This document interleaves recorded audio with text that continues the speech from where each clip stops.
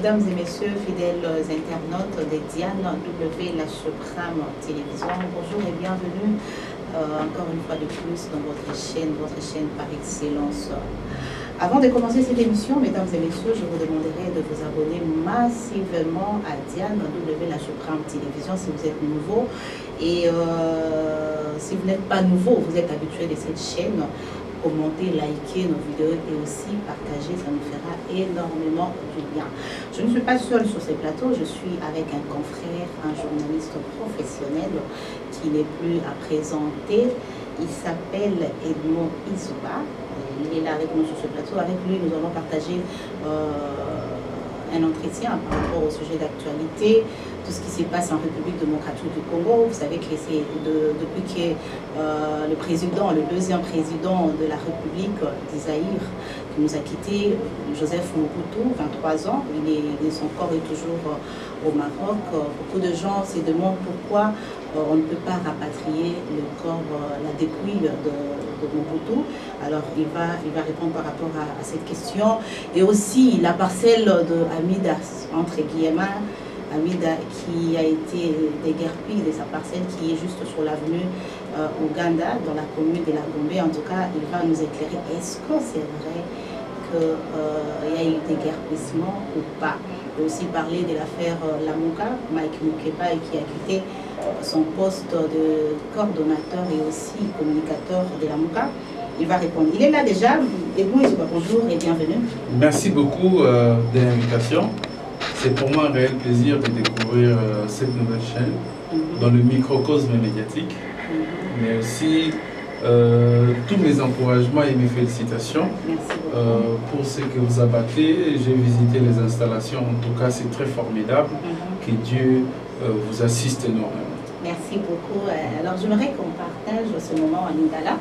Lingala, c'est notre langue, on doit aussi promouvoir la langue nationale qui est Lingala. Parlons d'abord, avant de commencer, puisque c'est l'actualité. Aujourd'hui, nous sommes le 7 septembre, Mobutu Tikabiso, depuis 1997, il a 23 ans, Cornez est toujours au Maroc. Sentiment nini tango oyokaka ke Corwana est toujours au Maroc ka lingeni. Merci beaucoup Maman Diane Motuna Tulingai. Na Kobanana on a eloko moko avant na rencontré préoccupation il y a premier sujet. Makambo etali congrès il y a pas journaliste. Monia très souvent les journalistes balingaka kolobela mingi bato. Et c'est difficile que les journalistes ba lobela en fait makambo etali bango. Alors makambo etali ba journaliste nyon sur la RDC balingi ba évaluer musala na bango, production na bango, comportement na bango vis-à-vis il y a des acteurs politiques, des opérateurs économiques, et la société mobile. Alors, assise wana et Kosalama au cours d'une assemblée générale et Bengami et Kozala na Congo central et puis la ville côtière Yamwanda. Donc, pour permettre Bisso de évaluer, de s'auto-évaluer. Tout ça, l'introspection, à Moussa, la Bisso, tout ça, auto recevoir la critique des parts et d'autres. La conclusion est à Misala Wana et puis ton nommé animateur et à Sikao pour accompagner la conclusion on a ti et pas on s'appelle candidat. Bon, on a la candidaté mais na CP là qui m'a soutenir comme candidat mingi ya basi.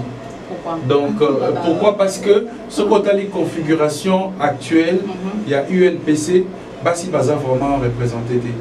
Alors et puis ngai image n'arrêté na lelo à UNPC ils allaient au UNPC qui dirigé par une femme Chantal Kanyimbo qui est maintenant à Batinda et na CESAC ils ont représenté les journalistes na CESAC donc on a l'ingara image joana ndenge zonga ndenge moi qui mes alaka parce que tant ouais ça dit pour que les gens se comportent bien base à la sérieux il faut pas mona moi c'est à diriger et surtout dans notre profession j'ai donné l'exemple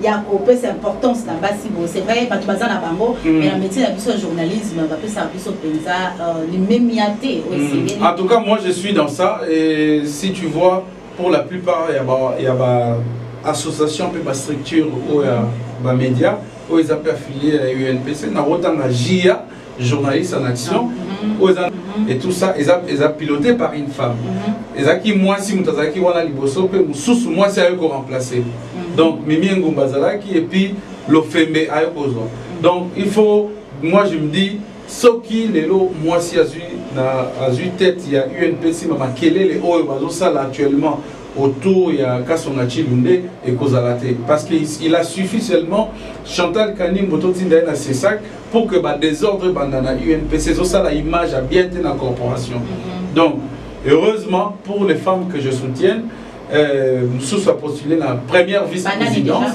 Ezali Maman Laurette Mandala Azali DG à Univers Télévision Ezali P Gino Tabouréma Charisma Azali journaliste et Top Congo donc qui est Azali na direction et trésorerie à postuler donc Azali batiqué na Robin à Bango Bongo et puis je me suis déjà inscrit il y a aussi la campagne pour la Bango donc je suis un peu comme ça alors pour la Makamboetali avant que la maman Mobutu puisque côté qui n'a pas UNPC pourquoi Mwanda parce que tu veux besoin de tout pourquoi qui n'a pas assise voilà oui d'abord bah journaliste à qui tu as ça bah candidat que basant un monopole sur les journalistes nyonso ya RDC congrès et kolongwa lelo pe totinyo na masisi place bitumbezali pour que les journalistes ba apprendre pe ndenge nini batu ba vivara kuna parce qu'il ne faut pas rester seulement à Kinshasa et commencer à faire des idées sur ce qui se passe là-bas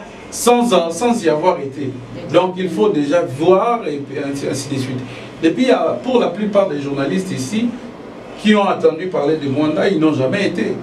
Donc c'est vrai, il n'a pas que les journalistes vont voyager. Par contre, on va voyager à partir Mingi à RDC, mais ils ont raison à Liboso, il y a découverte. Bamona côte, la ville côtière, Mwanda, Bamona océan, et puis Bamangrove, et ainsi de suite. Moi, j'ai découvert les aliments. Moi, Mingi na Boma, moi, partie historique, il y a un boka la biseuse à la Kuna, il y a mon c'est comme une excursion et qu'est-ce qu'on a. Oui, ça, on va vraiment excursion, mais sauf que, les journalistes, il faut s'épanouir, même dans le niveau. C'est le premier aspect. Deuxième aspect, Ezali, que Mboka Mobimba. La province orientale et tout ça, tout parce que UNPC les a représentés. Voilà, on n'a pas de question à reposer. Mon en charge, Congo Mobimba, c'est la fondation Denise Nyakeru. Denise Nyakeru, la première dame de la fondation Naé, Bandimi Kozouamo en charge parce qu'il n'est pas interdit pour la UNPC à Coca-Cola, la bonne alliance, na structure privée ou bien organisme privé. Restauration, Nyonso a joué en charge, une grande partie en tout cas, parce qu'il reste encore au moins 20% où ils en ont réalisé. Congo Central paie à travers un gouverneur qui est journaliste, bon, un ancien journaliste. Mais nous avons combien de journalistes et nous alors, si vous avez tant que combien de congrès, basalara nombre il y a nombre limité mais sur base il y a bateau bazo de tenir ba carte de presse identité professionnelle à la journaliste alors baotala telle province a autant de cartes il faut 10 ou 15 représentants donc échantillon donc barozo échantillon dans 25 provinces 26. Et puis na la ville à Kinshasa capitale de Tozana Mwanda donc soutien Ezali à Robank, qui est une structure privée. Soutien Ezali à Fondation Denise Nyakeru, qui est un organisme privé. Soutien M. Ezali à Province à Congo Central, qui est également une structure provinciale, il y a gouvernement. Donc il y a Moana, et là que Sali qui est congrès s'est organisé, Peto Memaïmon à Mwanda. Donc gouvernement, tout à l'heure qui Mingi. À l'époque, en 2014, c'était Matata lui-même, ce n'était même pas le gouvernement, c'était le Matata comme individu qui avait financé. Donc, Lelo, et aussi, vu les incapacités à gouvernement, il y a qu'organiser, il y a qu'à soutenir le Congrès de Bissau, parce qu'il y a des besoins. Depuis septembre 2019, incapacité financière, donc, un bon moté vraiment, puis, Coca-Cola, ouvertement, pourtant, la structure autonome en 2014, déjà à partir à 2017, 2018, mandat la bango ici. Donc, consommer 2 ans na irrégularité. Il faut si que ça soit en ordre pour tout que de liboso na makamtoye biso ba revendication biso ba journaliste na makamo mabem biso moko pesa bilo mususu photo tika voilà d'où il faut ba mesure draconienne à la prise ceux qui ont saisi en vote le quoi tout comité sika direction de discipline sika au moment ba mususu ba retirer bango ba carte de presse et puis ba frapper bango ba exercer parce que na zuyo pe ni kamango ya biso ya YouTube oyo tomu na nyonso ezo leka na YouTube mutu nyonso azo mbenga ma journaliste na YouTube mamozo leka c'est comme si ba journaliste ba bango nyonso ba komaka ba journaliste tout ba te ko différencier est-ce qu'on a niveau wana UNPC na congrès wana pour beta lisolo on ko lobela voilà alors journaliste il faut tant la loi 1996 la loi de 96 c'est la loi qui réglemente tout. Un journaliste, d'abord par définition, ezali mutu oyo azo sala musala ya collecte, ya traitement, ya diffusion information. Balobite que au sala parce que il y a ce qu'on qualifie aussi des journalistes et citoyens, des gens qui diffusent des images de manière brute, sans traiter tout ça dans les réseaux sociaux. Là, ce ne sont pas vraiment des journalistes professionnels.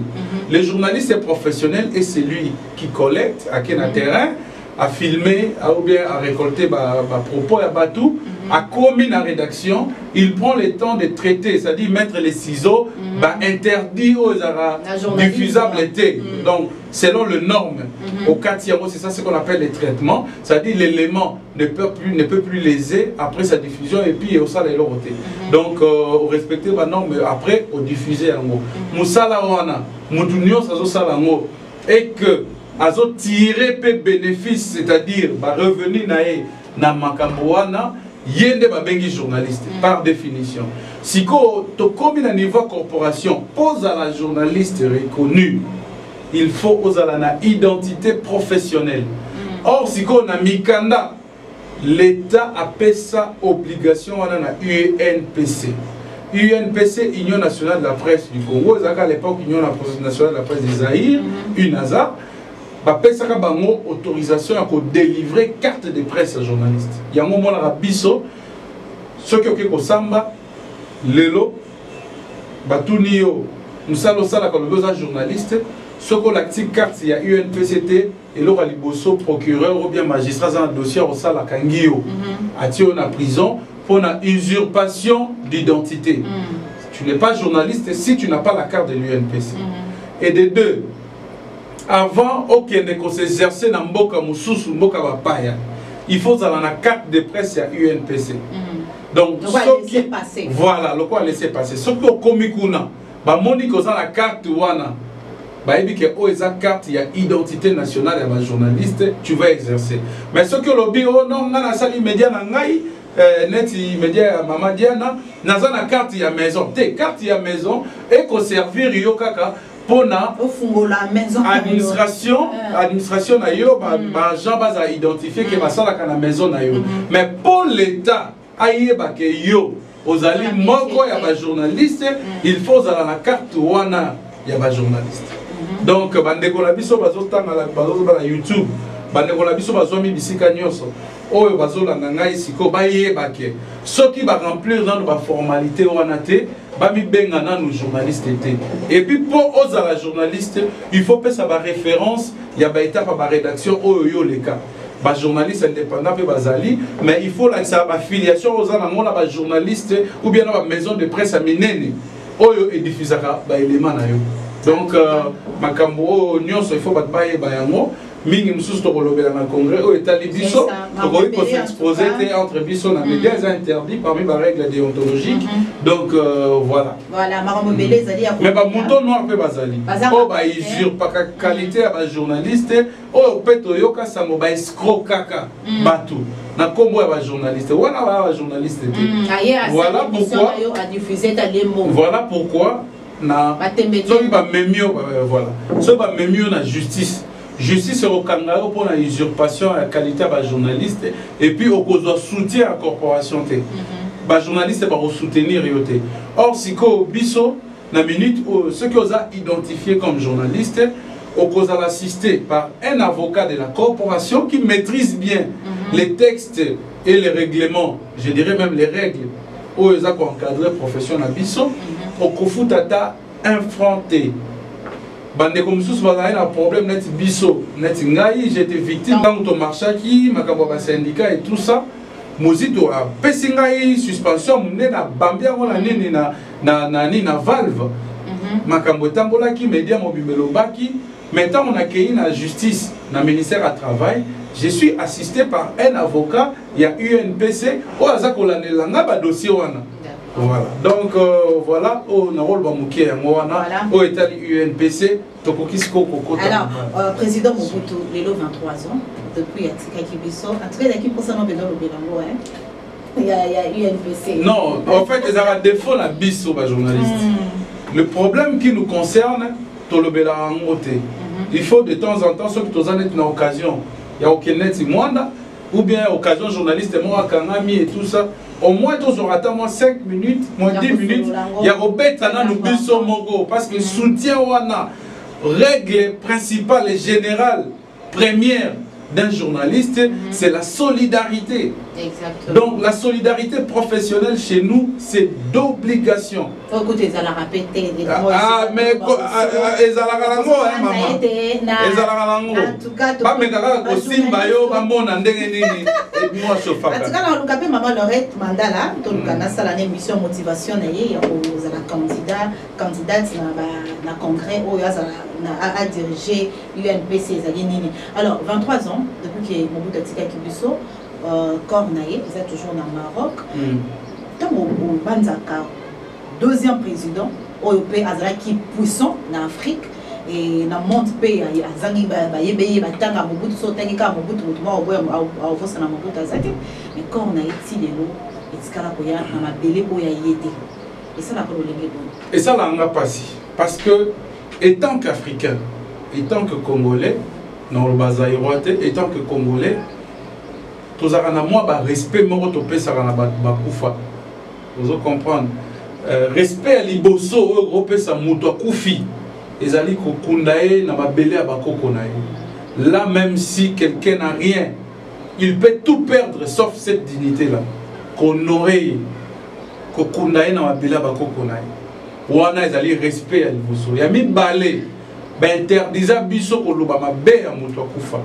Parce que molimonae ezala komi bundisa mabundisa mate parce que boyebi pe place à kiité motema ya mututa mazo vivre na mokili oyebi te makambo nini pe makambo nzamba zo préparer pour naye ozo comprendre ezala biloko mibale deux principes oyo biso to abandonna pour na pasi oyo Mobutu ayokisa biso donc totiaka kanda liboso na mutu tolobia tobosana pena bolambo boya sala nyonso tobosana.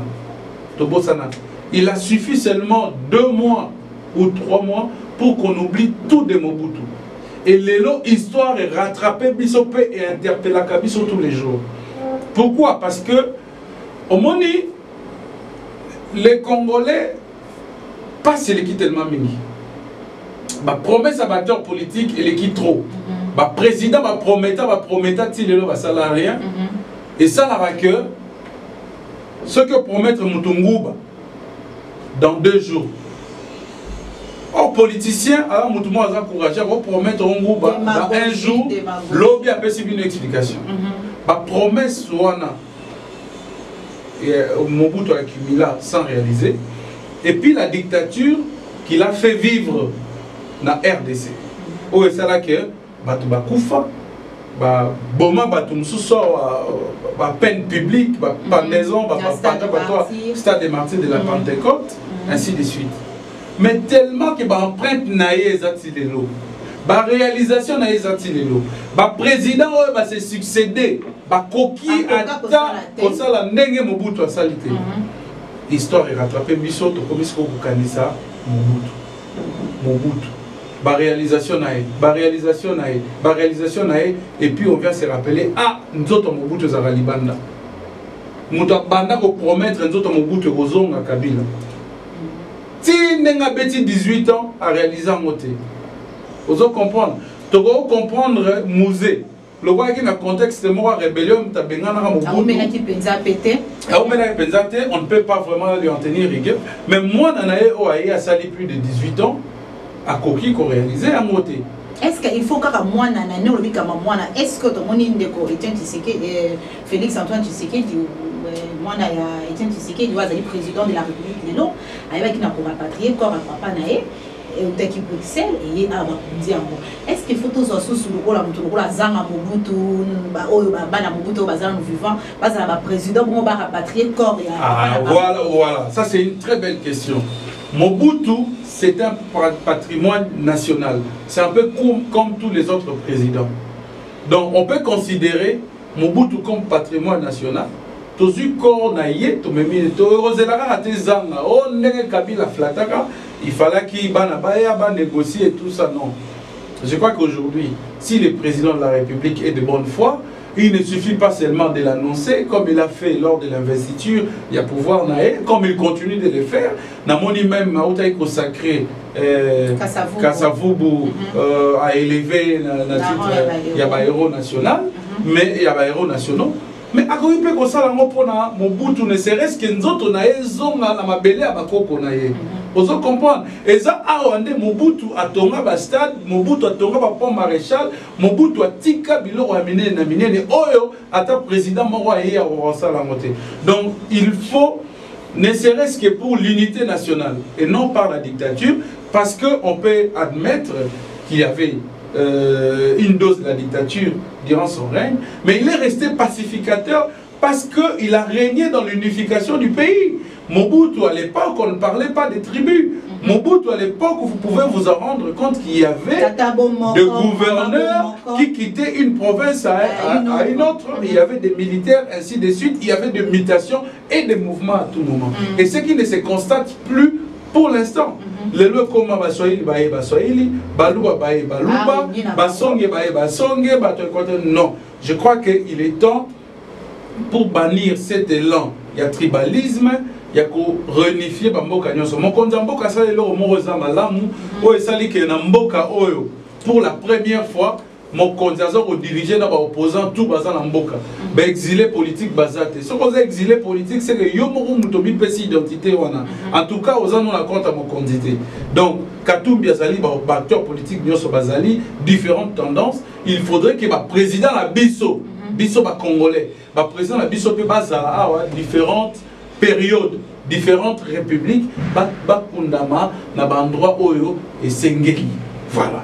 Alors, je crois que le message le message très important et c'est qu'il était tenir compte de Makambo et que ça la bien non seulement pour la banane oh biologiquement mais il y a une histoire en Boka Nabiso Congo même voire même patrimoine ils ont en CLA. Il y a des Mobutu wana et baka Daipen et koko sala ke bana biso ke na visiter na ba vacances ba histoire to mettre histoire ya ba sénégalais ya ba tomboka mususu mais biso moko Congo to mi pesa ka valeur te maman ils ont complexe tout simplement parce que ngana o comprendre te yo mokonzi o kolingi o créer débat na mutu asia kufa ce qui Mobutu azongi ya koyiba pouvoir nani. Il y a mon tout. Ceux qui, quand tu sais que tu vas condamner la période à Kabila, il y a pouvoir. Il y a mon tout. Donc, tous ont créé un conflit moraux inutile. Oh, il y a même ligne politique ou bien histoire de Mboka. Donc, il y a la sensité. Ils ont qui montent une mauvaise foi. Donc, acteurs politiques congolais ont une mauvaise foi dans le sécurité. Oh non, tu sais que d'ailleurs, comme ma réunion et tout ça, est-ce que pour nous autres, cadavre, cadavre, il faudra recréer un débat. Donc, on a mon nid na sensité. Spéculation, en tout cas. Tout n'a pas trop puissant, il puissant sur le plan occulte. Il faut que tu et tout. Nani ya Mobutu. Tes puissances. D'abord, un seul autorité, c'est qu'ils sont faibles. Ils ne doivent pas être appelés autorités. Parce que autorité, il y a les autorité en Zambie. On dit tout pouvoir vient de Dieu. Alors, autorité, les bosses en Zambie. il y a mis balais ali l'État. L'État est un monstre, il est un monstre. À l'équipe si l'État prend une décision, décide, donc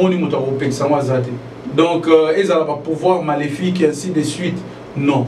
Quand un cadavre, quand quelqu'un décède déjà, je pense que tout ce qu'il possède aussi, comme pouvoir, tout ça, il ne faut pas considérer ça à un niveau comme au Bangi Sabato, non, mystique et tout ça. Il n'y a pas une dimension mystique qu'aux autres. Et puis, c'est pas. Il y a des services appropriés qui les font. Bah, grand occultiste, bah, koufara tous les jours, bah, mystique, ni ça, beaucoup koufara. Donc, bah, on a alibi, on a inventé un subterfuge pour donner raison. Namakamo est vraiment inimaginable.